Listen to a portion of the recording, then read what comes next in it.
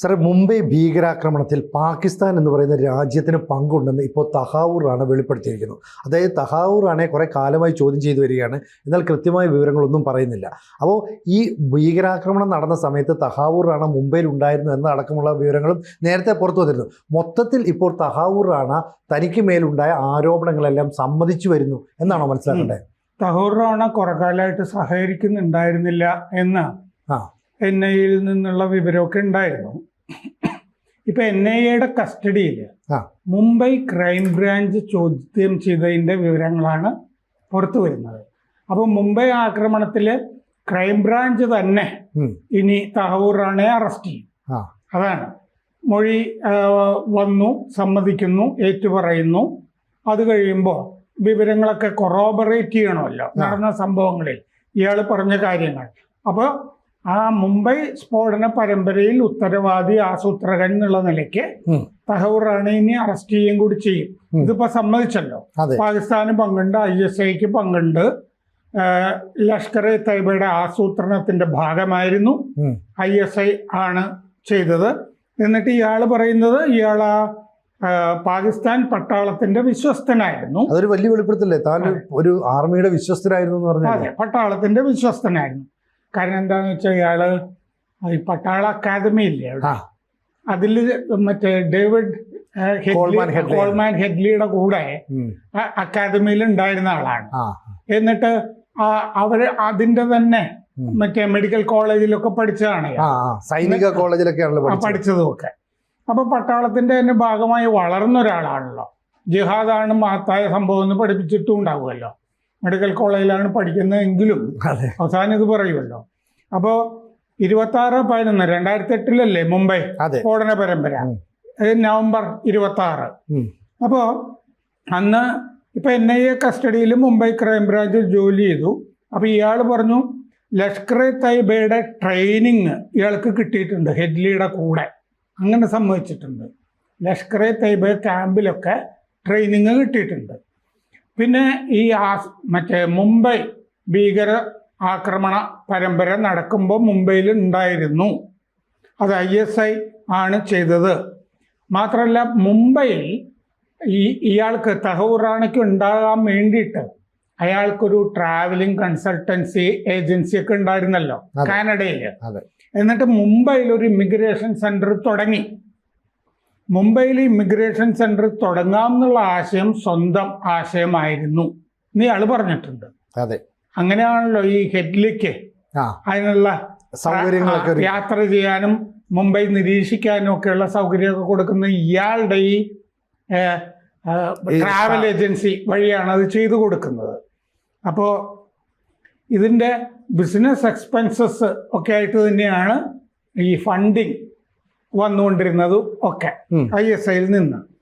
പിന്നെ ശിവാജി ടെർമിനസ് ഉണ്ടല്ലോ, railway station, Chhatrapati Shivaji terminus, പഴയ വിക്ടോറിയ ടെർമിനസ്, ആ സ്ഥലം പോയി നിരീക്ഷിച്ചതും ഒക്കെ തഹൂറാണ് തന്നെയാണെന്ന് ചോദ്യം ചെയ്യലിൽ പറഞ്ഞിട്ടുണ്ട്.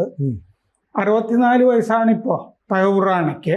അയാൾ പറഞ്ഞ വേറൊരു കാര്യം, ഗലീച്ച് യുദ്ധത്തിൽ പങ്കെടുക്കാനായിട്ട് പാകിസ്ഥാൻ പട്ടാളം അയാളെ സൗദി അറേബ്യയിലേക്ക് അയച്ചിരുന്നു എന്ന് അയാൾ വെളിപ്പെടുത്തിയിട്ടുണ്ട്.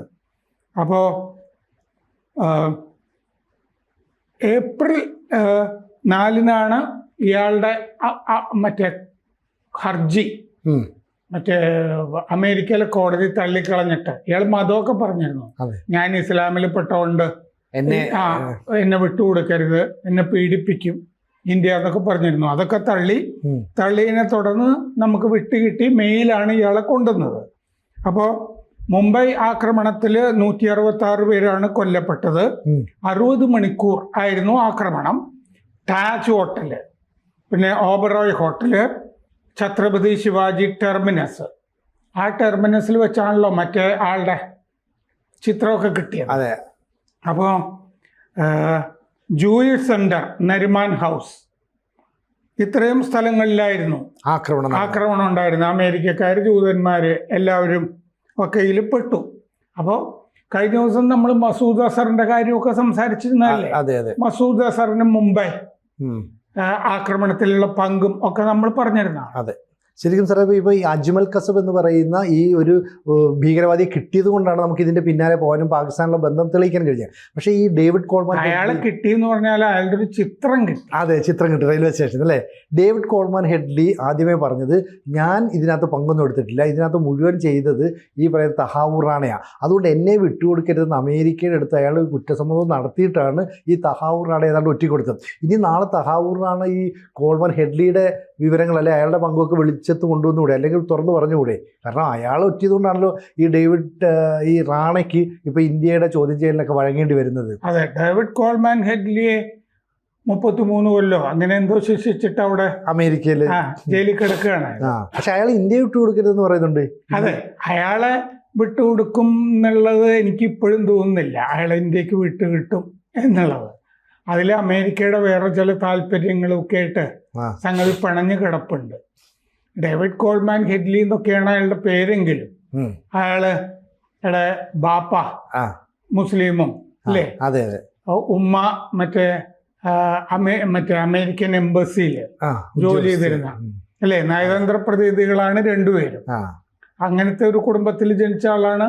പാകിസ്ഥാനി ഒക്കെ ആയിരുന്നു, അവർ തമ്മിൽ പിന്നെ വിവാഹ മോചനമൊക്കെ ആയിരുന്നു ബാപ്പയും ഉമ്മയും.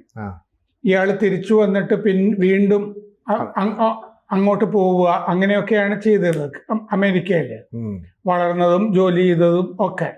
അപ്പോൾ അമേരിക്കയിൽ ഉണ്ടായിരുന്ന ഒരാൾ എന്നുള്ള നിലയ്ക്ക് ഇയാളുടെ കാര്യം അങ്ങനെയല്ലേ, ഇയാൾ കനേഡിയൻ പൗരനായിരുന്നല്ലോ. അതെ, അമേരിക്കയിലാണ് തടവിൽ കഴിഞ്ഞെങ്കിലും കനേഡിയൻ പൗരനായിരുന്നു ഈ തഹവൂർ റാണ. എന്നിട്ട് ആണ് ഈ ഓപ്പറേഷനൊക്കെ നടത്തിക്കൊണ്ടിരുന്നത്. രണ്ടുപേരും ഒരുമിച്ച് മിലിറ്ററി അക്കാദമിയിൽ ഉണ്ടായിരുന്നവരാണ്, ഡേവിഡ് കോൾമാൻ ഹെഡ്ലിയും ഇയാൾ തഹവൂർ റാണയും. അപ്പോൾ ഈ ശരിക്കും പറഞ്ഞാൽ ഈ തഹാവൂർ റാണയും ഈ ഹെഡ്ലിയും തമ്മിൽ ഈ സ്കൂൾ കാലം മുതൽ ഒരുമിച്ച് പഠിച്ചതാണ്. രണ്ടുപേരുടെയും സമാന ചിന്താഗതിയായിരുന്നു.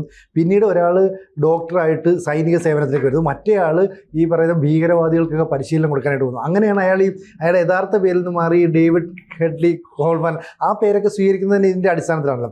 പക്ഷേ ഇവർ രണ്ടുപേരും യഥാർത്ഥത്തിൽ ചെയ്തത് പാകിസ്ഥാൻ സൈന്യവുമായിട്ട് അടുത്ത ബന്ധം പുലർത്തുന്നു, എന്നിട്ട് ഭീകരവാദികൾക്ക് പരിശീലനം നൽകുന്നു, പിന്തുണ നൽകുന്നു. അപ്പോൾ ഈ പറയുന്ന മുംബൈ ആക്രമണത്തിന് എല്ലാ ആസൂത്രണവും നടത്താനായിട്ട് സൈന്യം നിയോഗിച്ചത് ഇവരെയാണ്, അങ്ങനെയല്ലേ വ്യക്തമാകുന്നത്? സത്യത്തില് പട്ടാളം നിയോഗിച്ചത് ഇവരെയാണെങ്കിലും മുമ്പ് നമ്മളൊരു ചർച്ച എൻ്റെ ഓർമ്മയിൽ വന്നു.